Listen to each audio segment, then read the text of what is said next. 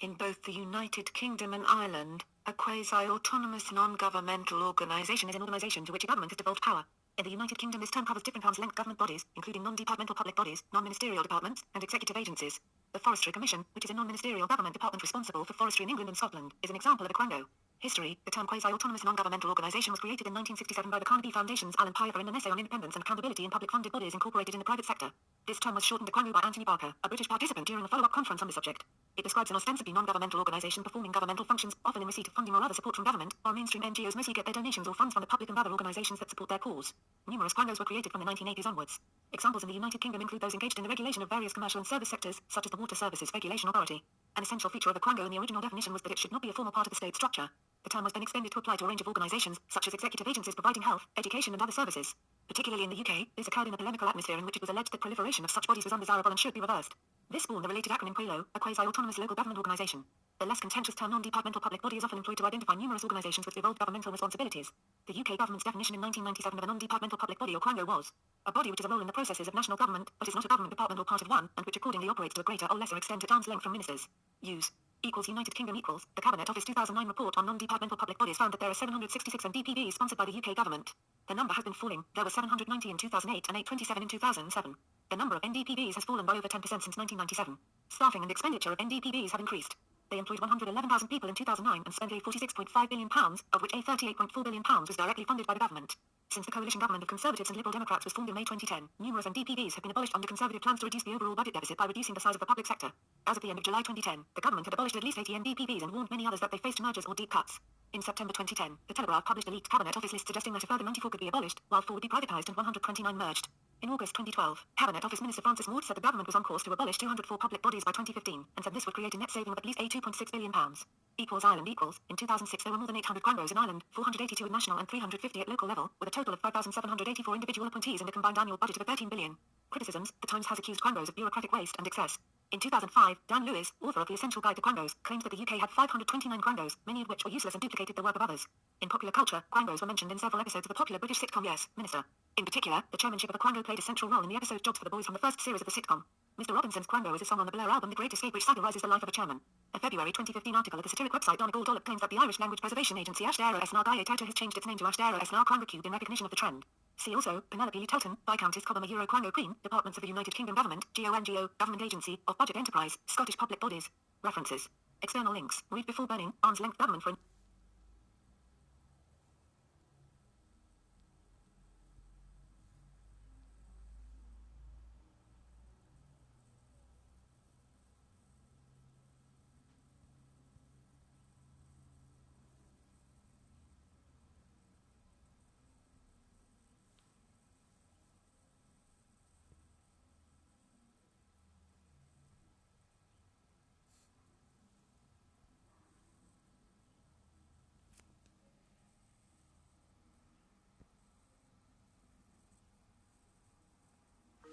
That looks very dangerous. That apple looks delicious. Drago!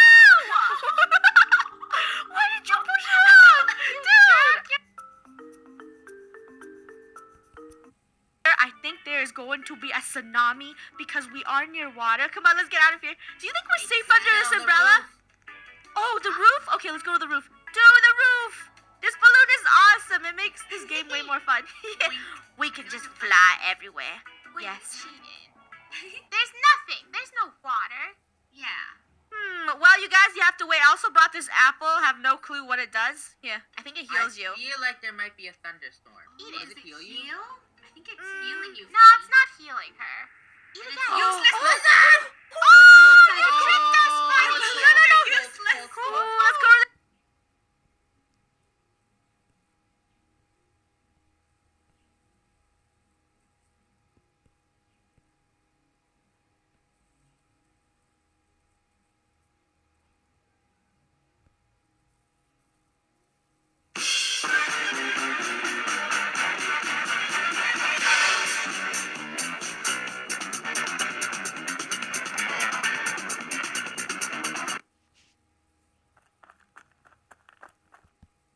Marriage gone wrong, we didn't know what we had until it was gone. For example, I'm guessing you probably know it as the Amazon Desert, right? Well, believe it or not, it was once called the Amazon Rainforest, and there were billions of trees there, all of them gorgeous, and... Oh, You don't know much about trees, do you? Well, let me tell you, trees are amazing. I mean, we literally breathe the air they are creating. They clean up our pollution, our carbon. They store and purify water, give us medicine that cures our diseases, food that feeds us, which is why I'm so sorry to tell you that we burned them down. Cut them down with brutal machines, horrific, at a rate of 40 football fields every minute. That's 50% of all the trees in the world gone in the last 100 years. Why? For this. And that wouldn't make me so sad if it weren't so many pictures of leaves on it. You know, when I was a child, I read how the Native Americans had such consideration for the planet that they felt responsible for how they left the land for the next 7 generations. Which brings me great sorrow, because most of us today don't even care about tomorrow. So I'm sorry. I'm sorry that we put profit above people, greed above need, the rule of gold above the golden rule. I'm sorry we use nature as a credit card with no spending limit, overdrafting animals to extinction, stealing your chance to ever see their uniqueness or become friends with them. Sorry we poison the ocean so much that you can't even swim in them. But most of all, I'm sorry about our mindset, because we had the nerve to call this destruction progress.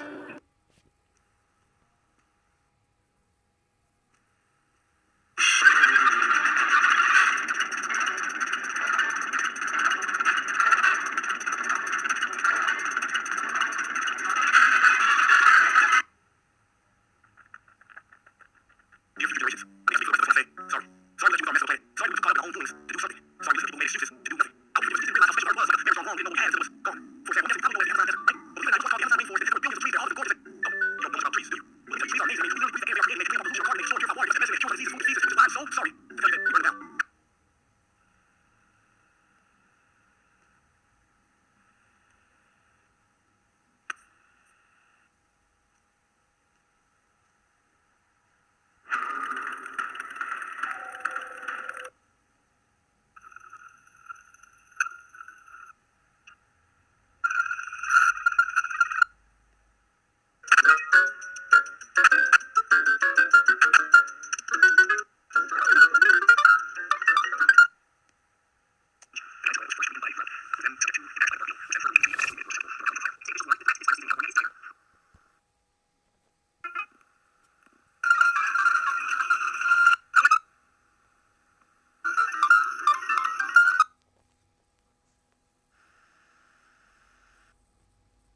Those of you who are open to it, to allow it to work, those of you who have a well-balanced, bright, creative personality. And there'll probably come a point when you'll feel that you're either going to fight it or let it work. When that happens, just let yourself go with it. Just allow it to work. If you fight it, then it probably won't work, so it's kind of a waste of time even watching.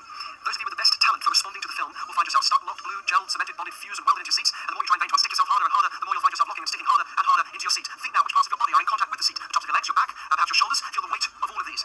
In a second, you will absorb the film. When you find yourself rigidly stuck, don't panic. Just allow yourself to enjoy it, to find it interesting while you try in vain to unstick yourself as hard as you can. And you can imagine now what that would be like, trying to unstick yourself harder and harder. Just enjoy it. It's a very odd sensation. Now, others around you may stand if you're watching with other people, which we found somehow concentrates the energy on you and then sticks you even more. So, take a deep breath in. And out. Again in. And out. We're now ready to play the film to you and them.